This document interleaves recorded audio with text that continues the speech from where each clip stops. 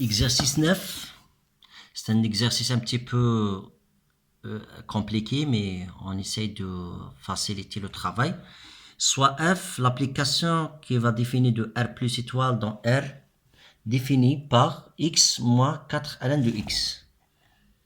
La première question montre que l'équation f de x égale à 0 a une solution x bar et une seule dans l'intervalle A2. Donc, c'est-à-dire c'est la seule solution sur l'intervalle A2.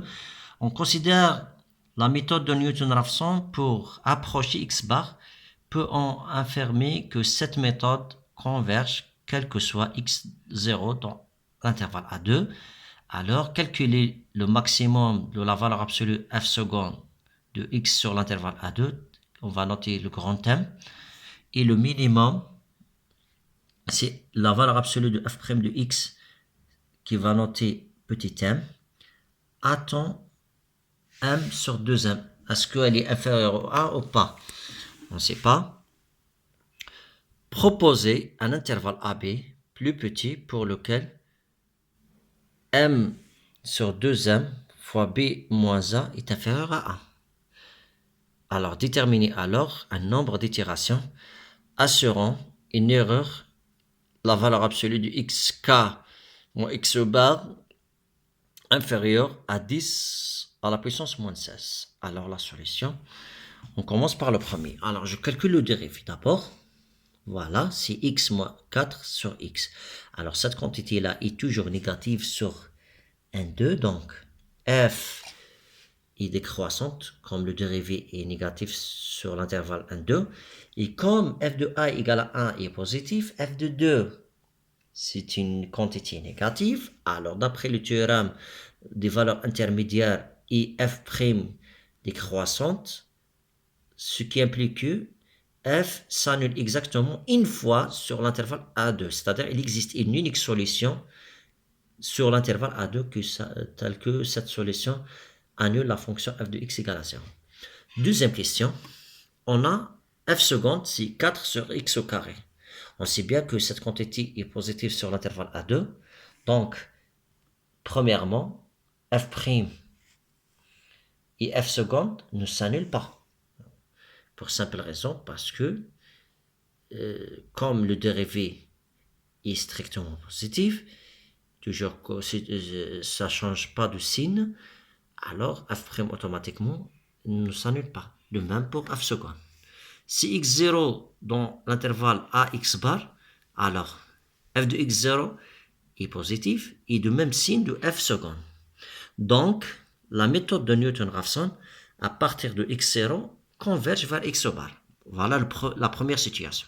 Deuxième situation, si x0 égale à x bar, la suite engendrée par la méthode de Newton-Raphson, donc automatiquement, est stationnaire. C'est-à-dire il n'y a que de xk égale à x de xk moins 1, x jusqu'à xa, x0 qui est égal à x bar. Cette quantité-là donc, converge automatiquement vers x bar.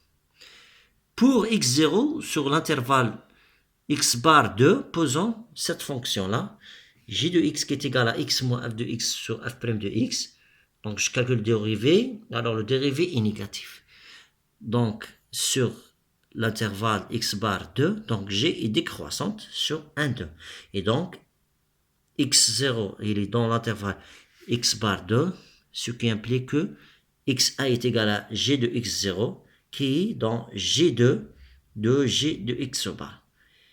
G2 de x bar qui est égal à G2, Gx bar devient un point fixe, c'est-à-dire il y a des conditions, on a traité de conditions intermédiaires d'énoncé du théorème de point fixe.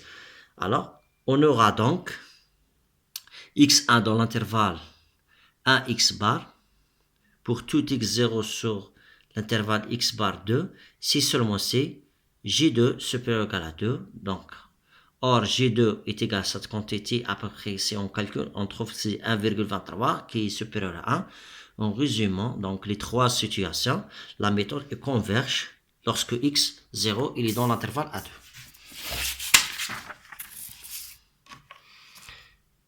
Maintenant, on a f seconde, c'est égal à quoi? C'est 4 sur x au carré positif sur 1, 2. Donc si je calcule le dérivé troisième, alors automatiquement elle est négative sur 1, 2, ce qui implique que f seconde est décroissante sur l'intervalle A2, donc le maximum est en position de 1. Donc je calcule le maximum, donc le maximum en valeur absolue, donc en 1, parce que la fonction est décroissante. L'application f' est croissante et négative sur 1, 2, donc on a m, c'est le minimum de la valeur absolue de f' de x, et comme f' de x est négatif, donc la valeur absolue est égale à quoi? C'est moins f' de x, parce que c'est une quantité toujours positive. Le minimum de moins f' de x, c'est le moins le maximum de f' de x. Ça c'est les propriétés entre le minimum et le max. Donc le minimum, et comme le max c'est une fonction croissante, donc le max devient en position de 2, donc l'image de 2, donc on a, c'est moins f' de 2, c'est 1. Donc je calcule, alors m sur 2m, c'est 4 sur 2, 1, qui est supérieur à 1. Donc c'est pas le cas, donc on va chercher un intervalle très petit pour trouver cette quantité qui est inférieure strict à 1. Alors, on calcule la moitié, c'est f3 demi, c'est à peu près moins 1,22. Donc, x bar, il est dans 1,3 demi d'après l'énoncé du théorème des valeurs intermédiaires. Regardons donc cet intervalle. De même raison de tout à l'heure, on va calculer le grand m, le petit m. Donc, c'est-à-dire on va appliquer la même question de précédent. Donc on trouve grand M c'est 4 et petit m c'est 5 sur 3. Alors lorsque je calcule, je développe m sur 2m fois b moins a, je vais poser ça c'est c, est égal à 3 sur 5, ça c'est inférieur strict à 1. Alors on peut appliquer la formule d'erreur. Donc c'est-à-dire parce qu'on n'a pas de droit d'appliquer l'erreur si elle est supérieure à 1. Donc c'est pour ça qu'on a choisi un intervalle très petit. Voilà.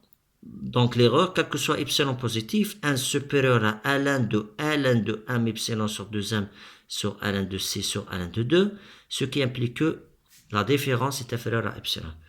Donc, comme epsilon est égal à 10 moins puissance moins 16, donc je développe les calculs, on a le m, on a le epsilon, on a le petit m, donc on a le c, donc on calcule, donc je trouve c, à peu près, c'est exactement 6,16. Donc le plus petit entier qui est supérieur à 6,16, c'est le 7. Alors voilà, on a cette itération pour cet algorithme de Newton-Raphson. Merci pour votre attention.